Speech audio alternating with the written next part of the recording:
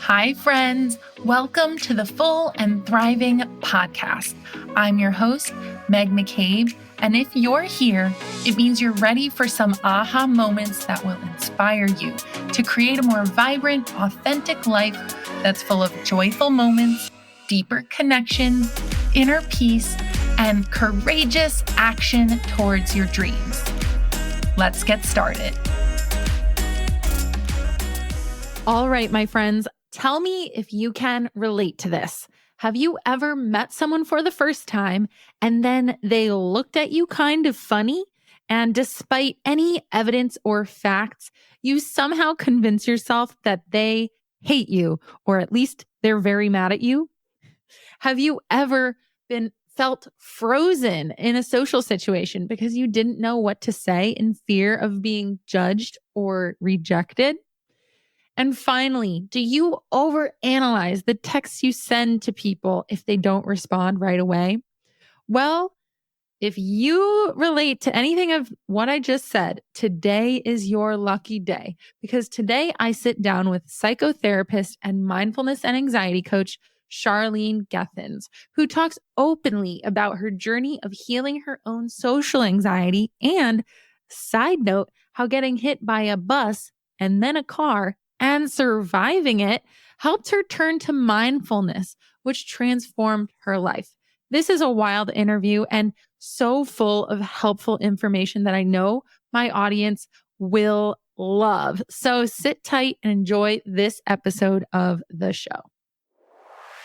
Hello, Charlene. How are you doing today? I'm doing well, thanks. How are you doing? I am doing so great, and I'm so excited to talk to you today. Welcome to Full and Thriving. I'm so happy to be here today. I'm really excited about some of the questions that you kind of let me know we were going to focus on. Oh, well, the second I, came across your work and you mentioned that you can help people transform their social anxiety, I was like, this has to happen. This woman needs to be a guest on the show. So I am so thrilled because I know that there are many listeners in my audience who struggle with social anxiety. They're always telling lies to themselves, like this person doesn't like me or this person's mad at me. And I love the fact that today we're going to be talking about how you were able to transform your social anxiety into confidence. So let's just dive right in. Could you please tell me a little bit about your personal and professional background? Sure. So my professional background is in the mental health field. So I had got my undergrad in psychology, and then I went off to a college program called Child and Youth Worker to work with kids and youth with mental health and behavioral issues. My social anxiety starts affecting my professional right there because I didn't apply to grad school because I was like, oh, I won't get in. Oh. So I didn't even bother applying. So I went off to college. I graduated. I started working with kids. I was working in the school board. I was working in hospital settings, group homes. So I had kids with developmental delays. I had kids with mental health issues that I was working with. Trained in cognitive behavioral therapy, still dealing with a lot of social anxiety. And then this is where the juicy bit comes in. And then one day I went to go see a movie, and on my way home, I was hit by a bus while crossing the street. Oh my gosh. That is, first of all, I'm so sorry that happened to you. And what a scary moment. Are you shocked? How was that for you? What was that like? So I have no memory of the accident. I vaguely remember bits of the night. I remember kind of getting ready to leave. And then the next thing I know, it's like 2 weeks later, I'm in the hospital in the neurosurgery ward. I've had an emergency craniectomy. I have traumatic brain injury because I was hit by a bus. The weird thing is I don't remember any of it, but everyone's like, you never asked what happened. So I'm like, I feel like it's there somewhere, but it was 11 years ago and it hasn't surfaced as of yet. So We'll just keep that door closed. But I was hit by a bus, which is a bizarre statement to make, especially when you don't remember it happening, but I was hit by a bus. And because of the injury, the brain injury, the surgeries, the doctors were very much like, so the work that you were doing, you can't do anymore. Like I was working with kids with autism. I was working with kids that when they would have meltdowns, they would act out, sometimes aggressively. And so they're like, yeah, you can't be doing this anymore. Like, you have to find a new career. They obviously don't tell you, here's your new career path as they discharge you. But like, I was discharged from the hospital. They had removed this piece of my skull to reduce the pressure on my brain and sent me home. And with the plan of like, for 3 months, there was going to be nothing over this part of my brain. So the swelling could go down, and then they were going to put the bone back in, which they did. And, you know, then everything was supposed to be fine, which it wasn't. I ended up needing 6 months after the accident, 3 months after they put the bone back, I was back in the emergency room having another emergency craniectomy because the bone had become infected and needed to come out again. Wow. That time it was out for a year. Now, you can imagine not having a bone over part of your brain is not a good thing. But because like, well, your brain's exposed in a sense. Yeah. Like, I had hair, I had skin, like you couldn't see it, but it's more vulnerable.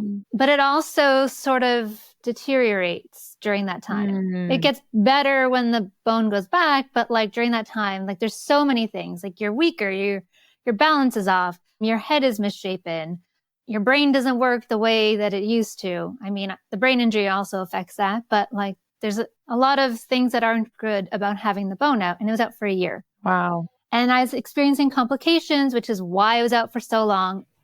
And it was during that time that my social worker, who I'd been working with from almost immediately after the accident, suggested, maybe you should start learning some mindfulness meditation. And I was like, I'm desperate. I will try anything. And so I did. I started learning it. And I just remember sitting on the couch in this room, this very room, being like, everybody needs to learn this, and I need to teach this. And it took a while, but I got my new prosthesis. I also got my master's in counseling psychology because I'm a high achiever. So I did that. And then I trained to become a mindfulness-based stress reduction teacher. And on the 5-year anniversary of the day that I was hit by a bus, I officially launched the Mindfulness Journey. And the next day I was hit by a car. What? So you just stay away from all streets and yeah. I'm so sorry to hear that. Yeah. Wow. So Monday, January 21st, 2013, I was hit by a bus. Monday, January 22nd, 2018, I was hit by a car. So Monday, January 23rd, 2023, which would have been the 10 and 5 year, I didn't go anywhere. I was like, I'm just going to stay home tonight. But like, I always say mindfulness like changed my life. It transformed so many things, but it also saved my life over the last few years because I've had so many surgeries and complications and anxiety around it. And that's the thing why I'm so passionate about mindfulness. It helped me to become more confident. It helped me to heal my social anxiety, but it also helped me to navigate like the really difficult, challenging things that life was throwing in my direction. Wow. Wow. That is a remarkable story and also a tragic story. I cannot believe that you survived getting hit by a bus. You don't really think people can survive that. Yeah, I mean, it was touch and go there for a while. Again, I don't know any of this stuff, but like it was scary. They didn't know what, if anything. And then like I did almost die from my injuries, which is what led to the first surgery. But like, you don't know. And the thing is, I'm still very much rebuilding from the first and the second and figuring things out. But that's what mindfulness helps, because it's all about learning how to be with the uncertainty of life. Because nobody really knows. Like people say, you never know tomorrow you could be hit by a bus. I mean, it does happen, but you don't know. Nobody knows what tomorrow is going to bring. And somebody who's been through what I've been through, like I've had 2 bone infections, I've had 10 surgeries, 2 accidents, like it's a lot. But learning how to be with uncertainty has helped me to navigate that without so much anxiety, because I literally don't know. This could all happen again. Not necessarily the hit by a bus part, but the infections and the surgeries could very much happen again. But I can choose to manage my anxiety, to not let it run the show, and to not constantly have that, but what if in the back of my head. Right. So that's really fascinating. So I really want to hone in on like this transformation here. So could you tell me a little bit about where your mindset was socially before you transformed? Like what was your anxiety telling you? How were you behaving? What was it like to be you with social anxiety, whether it's before or after the crash? I just want to know kind of what your experience was like. So I was always described as being shy. And shy and social anxiety kind of go together. You can have one without the other, but I was shy in that, like, I never talked. And I was so anxious about talking. I remember in grade 3, parent-teacher interview night, my teacher said to my parents, he was like, I can't grade her in like, participation. She never talks. Like in grade 3, he's like, I can't get her. Like he would try to like, get me out of my shell, but like I just couldn't do it. And I always struggled so much with talking to people, friends, family members, like not my parents so much, but like if we were out with extended family, like cousins and stuff, like I wouldn't know what to say. Like, how do you just talk to people? And I would see people who could just like talk. And I always just was kind of like, how? I didn't think it was possible. And I know that sounds so like, what do you mean? But like, for me, it was such a hindrance that like to see someone just confidently walk into a room and like approach was so like, I would have loved to have been that person, didn't know that I could be, didn't think it was possible. Like there was a part of me that's like, well, this is just who I am. This is just how things are, because you don't know what you don't know. Right. And I didn't know that I could change, even with the background in mental health. Like I knew strategies and stuff, but I couldn't get that piece of the puzzle. There was something I was missing and I couldn't figure it out. My best friend tells me this story.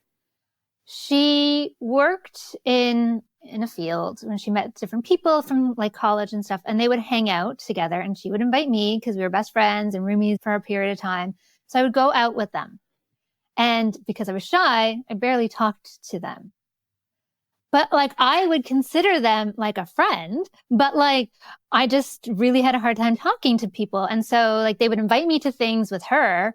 Like if they were having a party, I'd be invited and we'd hang out together. And I thought we were kind of friends, but like, not like close friends. Like I didn't speak to them outside of this group. But they invited me once to hang out when she couldn't come. And I said yes. And I went and we hung out. And I very clearly remember being with them, like sitting at a table and having moments and being like, should I say this? And what if I say this? And will they think this is stupid? Like the constant refrain in my head over like overthinking and all the like, what if I say this? What if I say that? And after the fact, they spoke to her and they were like, we didn't think that she was going to come. We didn't think she liked us. And she was like, no, she's just really shy. Wow. That's just Charlene. She's just really shy. They were surprised that I came and like I came and I talked because like I don't talk much. I would mostly just kind of stand there. Like the same friend had to speak to waiters on my behalf before. Like it was debilitating. And when you live it, you know it, but you don't really know the difference until like now on the other side. I'm like, wow, I can do these things that I couldn't do before, which is wonderful. But like, it's bizarre how like, oh, there is the solution. There is a way to get out of this. Right. Wow.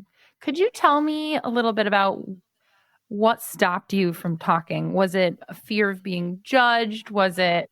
Yeah. Was that mainly it? It was this intense fear. Like, what if I say something stupid? And like, I was bullied by people and like my sister had a louder personality than I did. So she kind of always talked for me. Like people would talk for me. So I didn't need to talk, but I was too scared to talk. Like if my mom was talking to somebody and wanted to get her attention, like I would try to silently communicate. That's not like, people don't hear that, but like I would try to like, telepathically communicate to people, like, come and talk to me, as opposed to going over to speak to them. And this is why, like, in hindsight, I'm like, oh, this is anxiety. I was so scared that even like sitting at home, like back in the 90s when we didn't have cell phones and could text people or stalk them on social media, like the idea of talking to the guy that I had a crush on was so like racing thoughts, sweaty palms, like my heart would be racing and I'd be sitting in my bedroom. In the 90s, it's not exactly as accessible to speak to people as it is now. Like I'd have to look them up in the phone book and then call. And that was never going to happen because I couldn't even call to order a pizza. Like I knew this wasn't going to happen, but I would still have the physiological reaction of like, I'm going to speak to this guy. He's not here. I'm not at any danger of actually speaking to him, but like my body didn't know that. Yeah. So you had a lot of those physical symptoms too, along with those thoughts. So thank you for sharing all of that. I'm sure it's so relatable to the listeners right now. How did getting hit by the bus impact this part of you? And I'm curious about how you were able to eventually start transforming. So in some ways it made everything worse because now I had a whole new series of anxious thoughts to deal with on top of what I was already experiencing. But then, as I shared, like the bone was out for a significant period of time, like several times. And I looked different. And for somebody with insecurity, with anxiety, and I was self-conscious of how I looked prior to the accident. Like if I had a zit on my chin, I would be so self-conscious that everybody's staring at it, right? And nobody is.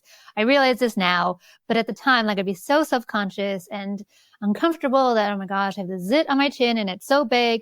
And now my head is misshapen. Mm-hmm. And there were several people, not everybody, but a lot of people refused to look at me and not like communicating this to me, but like when somebody's talking to you, but they're not looking at you and you can see it. A friend came to visit and she brought her husband who I didn't know, but he like the whole time was visibly uncomfortable and like wouldn't look at me. And like, I could feel this. And so then it's like, oh yeah, like I do look funny. And like family members were really uncomfortable, but also like they saw and knew stuff that like I wasn't privy to because I was on a lot of drugs, but they saw things. And so they knew things, but then also with the bone, like they couldn't look at me. It made everything so much more uncomfortable for them. And so then I was uncomfortable. And then, you know, there's all like this unjustified sense of guilt around this idea that like what I've put everybody through, like there were so many emotions and so many things. And it was just like hard to be out and about. And like, again, my head was very much misshapen. When the bone infection happened, I ended up with a PICC line, which is like they stick the IV like into like your heart. I carried a fanny pack of meds around with me. I didn't leave the house a lot because again, I was vulnerable, but a few times I would and people would stare. Mm-hmm. It's never the kids. It's always adults. Like I went to Walmart, we went to do some shopping and people were just staring at me because like I had a hat on to kind of hide things, but I had the PICC line and I had this fanny pack and it was the summer. So you could kind of see it. One woman approached me in the parking lot wishing me well, which was nice, which is preferable to just staring. But like I knew I look funny. Yeah. Yeah. And the anxiety of just being out in public because I was a falls risk and like everything, it was a lot. Yeah. That sounds like it really heightened the anxiety. You became extra self-conscious about like, you weren't just self-conscious about what you spoke and talked about anymore. It was like more self-consciousness about your appearance, looking abnormal compared to everyone else. I totally could see how it would make things even worse. So what was the point where you realized it was time to heal and start kind of working on your social anxiety? So it was after the bone got infected. I had been working with a social worker for months at that point. We had thought that the procedure was going to happen around Christmas and then it didn't. And I just basically kind of fell apart. I ended up going on an antidepressant for a while, We had no idea when this next surgery was going to happen. Everything was so up in the air, and I don't know what's coming next. And everything that could go wrong has kind of gone wrong already. Right. And so she was like, look, this might help. I was desperate. And so I said, sure. And so I started that in April and started my master's at the same time. But I just knew, like, I knew something had to go. Like, almost immediately after the accident, like shortly after I was discharged, I was like, I need a social worker. Like, I knew probably because of my background, hey, this is going to be a lot. I'm going to need someone's assistance through this. My social worker is fantastic. I still work with her today. And so when she recommended this, I trusted it. This was the mindfulness? Yeah, she recommended learning mindfulness, and in particular, the Mindfulness-Based Stress Reduction program. And so it's an 8-week program. I was able to do it individually. It's normally done in a group. The woman who taught me, Jasa, she had also been in a traumatic accident, so that also helped. Like, so the two of us kind of bonded. We're still friends today. And it was just starting to learn how to sit with our thoughts.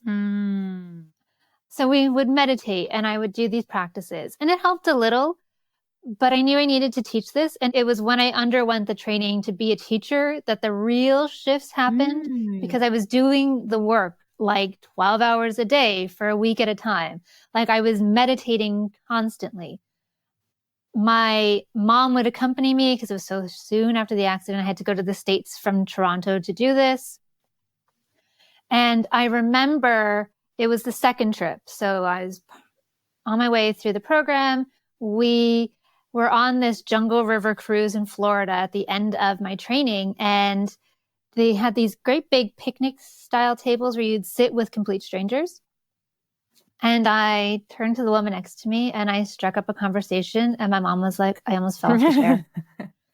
Who is this woman? And like, even on the trips, like, I would talk about being shy and people were like, if you hadn't said that you were shy, I would never have guessed it. And I was like, I know, like, but I was. Like, I could talk to people. Prior to this, I wouldn't sign up for podcasts. Like, I wouldn't be here talking. I talk so much more than I ever used to. Like, I joke that people I went to school with probably don't know what my voice sounded like. Like, they knew me because I used to Irish dance as a kid, so they knew me as the Irish dancer. But like, I bet they don't even know what my voice sounds like because I never spoke. And now I never shut up. Oh my gosh. So I was an Irish dancer too, so that's funny. I sucked at that, but it's a different story. So mindfulness, I need you to break it down for me a little bit. You mentioned like you took your training and suddenly like you started talking to people. What was in between that though? Like, what about mindfulness made you start breaking out of your shell? So with mindfulness, we spend a lot of time meditating. And when you meditate and you sit and you pay attention to your thoughts, and we do it with this attitude of kindness, curiosity, and non-judgment. So Jon Kabat-Zinn created the Mindfulness-Based Stress Reduction program. He's written a ton of books. He speaks often about it. He's described mindfulness as paying attention to the reality of the present moment with an attitude of kindness, curiosity, and non-judgment. And it's that, and it's this that I got from my time as a therapist from dialectical behavior therapy, or DBT, reality acceptance, like they go hand in hand. This, I don't have to like the reality of this moment to accept the reality of this moment, to be in the reality of this moment. And that's where a lot of the big shift came in. I don't have to like this to be in it, because there's a lot of moments I didn't like. And it's not to say I'm never uncomfortable in social encounters. I am, but I can tolerate it.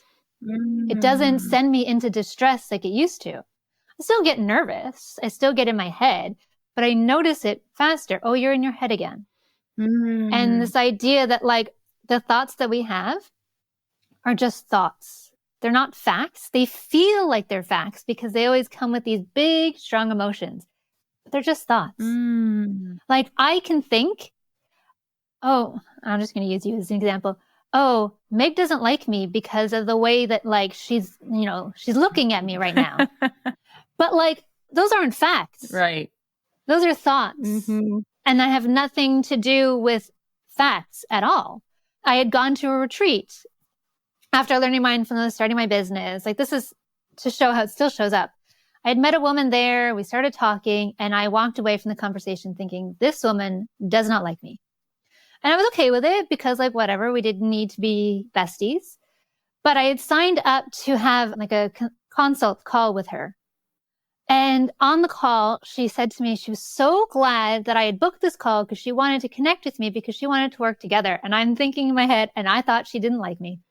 Mm-hmm. And then sometimes the work is after the fact. And I was like, right. I thought that because of like the look on her face, the way she was standing, but like also this is day 3 of a retreat that she spoke at. Like she was probably tired. Right. And being tired, she would look exactly the same way as someone who I'm thinking, oh, they don't like me. I thought like, oh, she was bored. That's one of my things that the work has led me to recognize that I think I'm boring. So I'm always thinking that other people think I'm boring. And it's like, oh no, here it comes again. Because I was shy and quiet and I would read and people are like, reading is boring. So then I'm like, oh, I'm boring.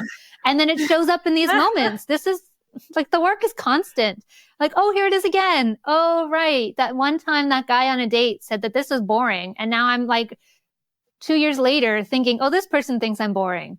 And it's like, no, these are thoughts. So I feel like a lot of social anxiety is just jumping to conclusions about what people think about you and how they're feeling. And one thing that I like that you pointed out was that you hadn't put this woman at the conference into context the first time you saw her. Like you just assumed her demeanor, the way she was behaving was because she didn't like you. But contextually, after practicing mindfulness, you were able to be like, oh, she just presented for 3 days. She was hosting this conference. She was probably really exhausted. And this was not a personal issue with me. Yeah. And I personalized everything. I was an overthinker, like not in this like egotistical, everyone's thinking about me kind of a way, but anxiety makes you think, oh, everybody's thinking and judging me. And they're not. Schitt's Creek is one of my favorite shows. There's an episode where David is going to get his driving test and he's really anxious about it. And Alexis says to him, people aren't thinking about you the way that you think they're thinking about you. And that's what mindfulness helped me to realize. Oh, this isn't a thing. Because I know that there are moments where I'm in my head about whatever, like with the friends who thought I didn't like them.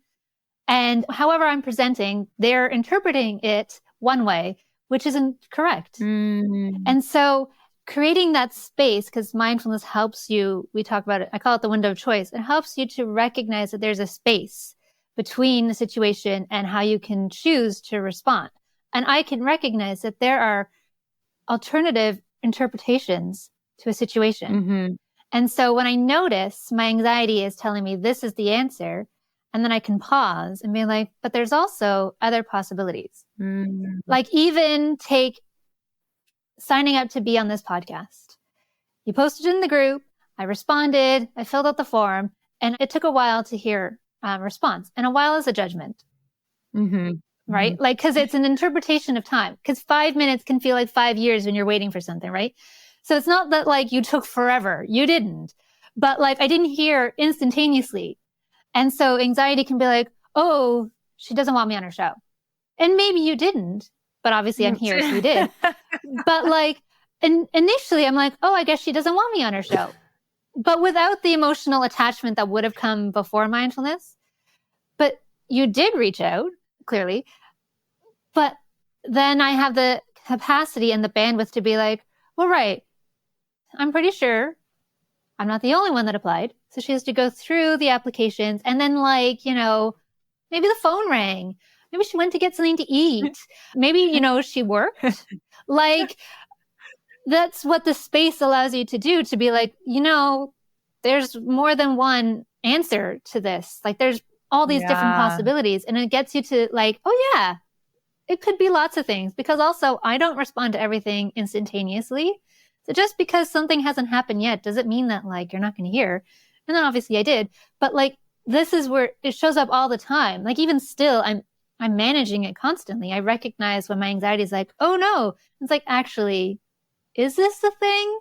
Or is this your previous experience, your anxiety and your thoughts and showing up? And it's usually like, it's just my thoughts. But like, because it is. Well, first of all, I appreciate you acknowledging that mindfulness creates this space where you can recognize your story that you're telling yourself might not be the only story, right? And that there are other options. I'm curious, for people who are listening, who are stuck in social anxiety, what other tips do you have for people to start challenging this in their own life? Like, how can they apply this or do this on their own? There are two, and they're skills. They're mental health, emotion regulation, distress tolerance skills from my time as a therapist. One is called the STOP practice, and it's an acronym for stop. So the S is to stop. Like when you're in the situation and your thoughts start to race and your heart's beating, you stop. Stop what you're doing. Stop talking. Stop everything. And then you take a break, you take a breath, because when we breathe, we can regulate our nervous system because it's racing and we want it to calm down, because when it's calmer, then we can think clearer. So we take a breath. And then the O is to observe. And in that O, we're noticing, what am I thinking? What am I feeling? How's it showing up in my body? But we're also noticing and observing the situation. Where am I? Who am I with? What do I see on the other person's face, their body language? What are the words that they are saying? And noticing, what is my interpretation of the words that they are saying? Because they might be very different. And then the P is to proceed mindfully from that moment after taking in all this facts. And we do it factually. It's Charlene's arms are crossed. It's not Charlene's arms are crossed and that means she's angry at me. No, it's Charlene's arms are crossed. Like it's breaking it down to what can I factually, scientifically describe? Not adding in our thoughts and our interpretations, just the facts. So the stop practice and checking the facts kind of go together. It's always checking the facts. What do I know in this situation? My thoughts aren't facts. What are the facts? My emotions aren't facts. What are the facts? They provide information to me. I'm having this thought because I'm having this emotion because this reminds me of this, or this insecurity is showing up. But thoughts and emotions are not facts. So what are the facts? I'm feeling anxious right now. I'm noticing that my hands are a little sweaty. My thoughts are racing. My heart is pounding. I'm sitting in a room full of complete strangers. I have to walk up and talk to somebody, and I don't know how to do that. But when we breathe, we have the ability to, calm down a little bit, and then we can observe, look around the room and see who in this, say, networking event, who looks friendly. Which group of people looks like I can approach them and join in? Because body language tips us off. If they're super tight together and there's no space, then maybe I don't pick that group unless I actually know somebody in it that can kind of get me in. A group that's a bit more spread out, that seems like they're smiling, they're laughing, it looks a bit friendlier, so maybe I can approach that group. Or maybe I'd be more comfortable approaching that other socially anxious person who's sitting on the couch, not talking to anybody, right? I'm observing and I'm noticing and I'm proceeding mindfully. I'm taking all these facts and making a choice. I recently attended a networking event. I hadn't been anywhere since 2020, really, like in these kinds of situations because of health stuff.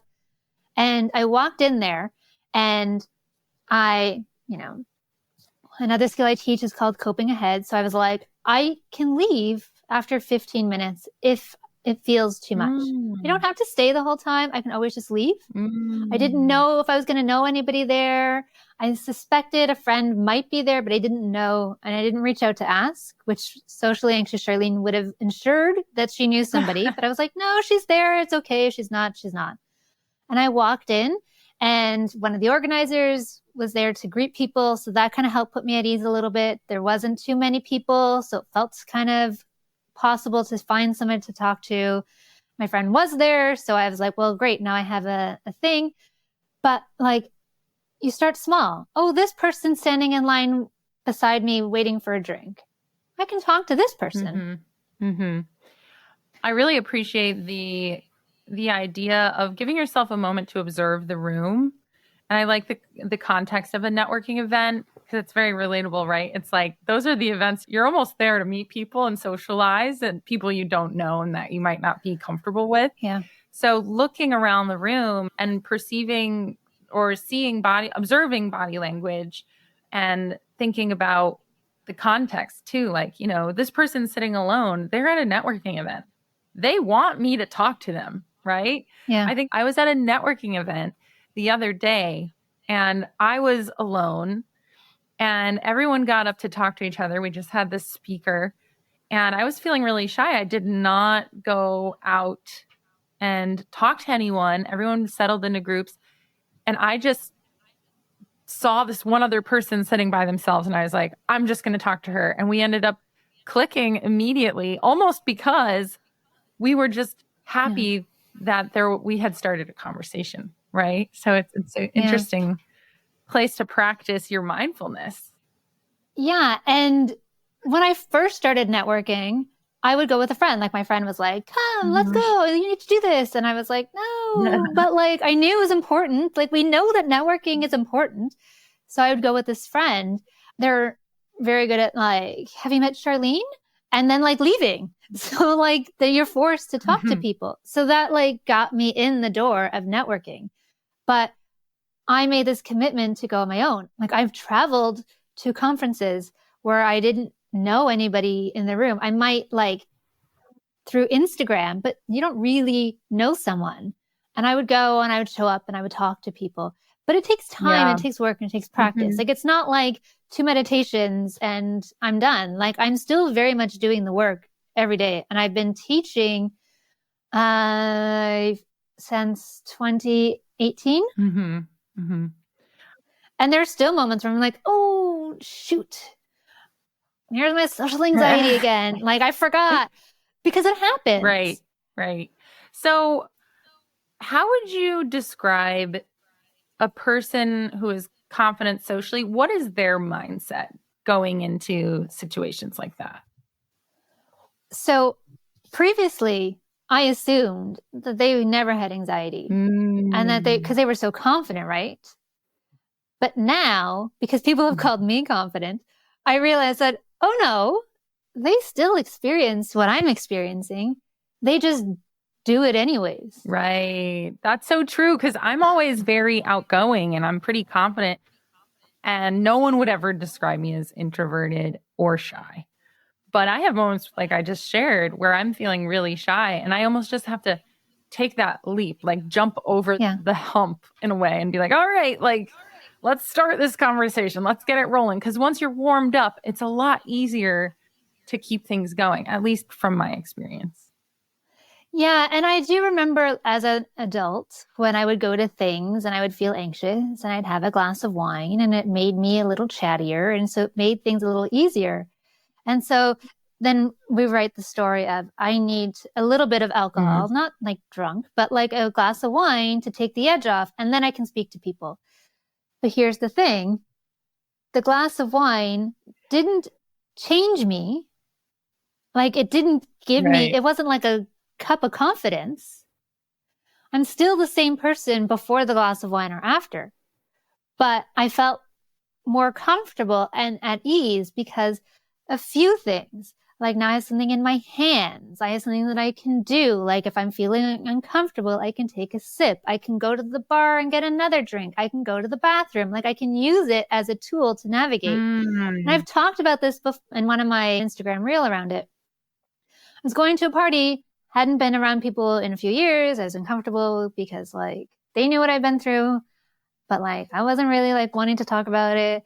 And I walked into the room and was like looking for my friends. And I was like, I'm going to go to the bar because I had to cross the whole room so I'd be able to find them, to go to the bar to get a drink. And I have something in my hands. And when your hands are busy, for me, my hands are busy. They're doing something. My mind is a bit calmer. Interesting. So have you discovered things outside of grabbing a drink that help with you in that moment? Yeah. Like, so when I'm anxious for anything, I could like play with Lego or build a puzzle, or I like to bake. Like, and so that, well, like not the social anxiety, but the other anxiety shows up, I bake. But I recall from prior to mindfulness, you would want me at your parties because when I get introverted and anxious, I go and I do your dishes. I tidy up. Oh, the pizza box is that's so empty. Let me go throw this in the interesting. garbage. Oh, the chips need to be refilled. Like, I'm busy because I feel like I'm still a part of the party, but I'm managing my anxiety without like hiding in the corner. It's actually a skill Interesting. that, like, now because I teach this stuff, I recognize, oh, I was doing this without realizing it. But for me, I was escaping having to speak to people by doing something while still being in the party. And then when I started to relax a bit more and calm down, I could go back to talking to people. Like, there are things, and I teach a lot of this stuff in my group coaching programs. Like, there are a lot of little things that we don't think about, but these are skillful ways to navigate anxiety. Wow. Okay. And it's important to have them all in your back pocket so you can pull them out. Because as I said, sometimes I get anxious. And so I might do a breathing practice. Nobody knows I'm doing a breathing practice because I'm not sitting with my legs crossed on the floor of a party with my eyes closed, meditating, but I'm doing a breathing practice. So what you're saying is not to be go escape and do dishes the whole time, but if you need to regulate, you can go find something to do for a little bit and come back when you're feeling better. That's how I am too. Sometimes I have to take a step out and like call my sister for like 5 minutes or something like that, and then go back in to the setting. So I like seeing that as a skill of mindfulness because you're aware the anxiety is a little up. You want to cope in some sort of way in order to continue socializing and, being back in the present moment. I think that's great advice. So as we wrap up the show, a final question I want to ask you is, like, what wisdom do you have for someone who is a little socially anxious and want to transform more into a confident person? I guess the biggest thing is that if you want to do it, like, it is possible. It does involve work. Like, calling it work makes it sound a lot harder than it is. But it's a process and it takes time. And it's a meditation practice, but it's also like informal meditation practices. Like, it's a practice. It's something I do every day. I am doing it right now. Like, I am not thinking about what's coming next or, oh my gosh, I said something stupid earlier. I'm here now in this moment with you, talking to Meg and to whoever's listening. And that is a huge shift because I used to be talking to you, but in my head, I was like, oh my God, that was so stupid. What were you thinking? And like, I've been able to calm this down. It still shows up. Like, if it shows up again, it's not that I'm terrible at mindfulness and I can't do the work. It's that I'm still doing the work.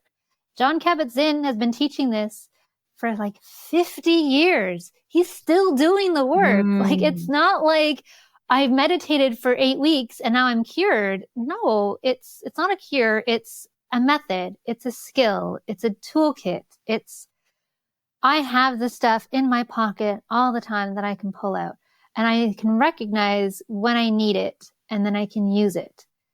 Some of the stuff that I talked about here seems so simple, and it is in theory. It's harder in practice, but with practice, you get better. I'll never be perfect. But the stuff that I can do now, like, I have my own podcast and I have an episode that's Shy Charlene could never do most of the things that I do now. Like, I don't have to get that, but my phone's ringing. There was like clothes. I would wear like muted colors because I didn't want to stand out. And now, like, I'm usually in the brightest outfit. Ordering things in a restaurant. Like, I have intolerances. And so even just being like, hey, what are your gluten-free options? Doesn't seem like a big thing, but it is. At that retreat I referenced earlier with the woman who I thought didn't like me, on the third day, I was sitting with somebody new and we were having breakfast and I ordered an almond milk latte. Didn't think anything of it. The waiter left and the woman sitting next to me turned to me and said, wow, you ordered that so confidently. And I was like, it was just a coffee, right? But I had asked day one if they had almond milk to start. And she said to me, I can't do dairy either. So I usually just order it black because I'm too like nervous to ask, hey, do you have almond milk? So she'll just order a black coffee. And I the shy person who couldn't speak to people, who like had to get my friend to send my steak back because it wasn't cooked well enough, was like, hey, do you have almond milk latte? Can I get an almond milk latte? Like, it's not a thing anymore. And everything was a thing. But it didn't go from, I started meditating today and now it's no longer a thing. Like, we're talking years. And it's still, I have moments where like, well, that was dumb. And then I'm like, all right, but you're also never going to see them again. So who cares? Right? Like, I'm constantly doing the work, the inner work, the proceeding mindfully after the fact, that like, okay, well, this happened and it's okay. It's not the end of the world. Right? It helps. Yes, I can see that. I think it's a really helpful reminder just to let people know that even after you have become a more confident person, you're still going to have those moments where you're checking yourself. You have to implement the mindfulness, and that's okay. It doesn't make you a less confident person. It sounds like an evolving part of who you are that might need work continuously. So I guess with that, I just want to say, Charlene, thank you so much for joining me on the show today. I think the listeners have learned quite a lot, and thank you for sharing your story with, everything that you've been through. It's just amazing to see how you've transformed as a human, and it's really inspiring. I'm just very grateful. And how can people find your work if they feel connected to what you said today? Sure. You can find me on Instagram at the Mindfulness Journey. I have group coaching programs. I have one on social anxiety for entrepreneurs that's starting in May. So exciting. You can find out information about that at themindfulnessjourney.com/social anxiety. Right now it's just a waitlist page, but it's coming soon. And I just teach this stuff everywhere. My podcast, Calm Amidst the Chaos, like I talk about this stuff there. Talk about it on Instagram. Like, as I said, I never shut up. I can talk for hours, which is bizarre for someone who like never talked. This is the work. And this is like getting out of your head and getting into your life. This is what this looks like. And yeah, doing this work has been so impactful. So as I said, I teach the programs, the group coaching. You can find me at the Mindfulness Journey. Amazing. Well, thank you, Charlene. I hope you have a beautiful rest of your day. Thank you so much for having me on. This was a lot of fun. Yeah, it totally was. All right, that concludes this week's episode of the Full and Thriving podcast. Thank you so much for taking the time to listen to this episode of the show. When you have a moment, please head on over to Instagram and follow my recovery coaching account at Meg_McCabe to stay up to date on everything I'm doing in recovery land. And if you're feeling extra inspired, please send me a direct message to let me know how this podcast has impacted your life. I'd love to hear your feedback. Thanks again for listening, and I'll see you next week.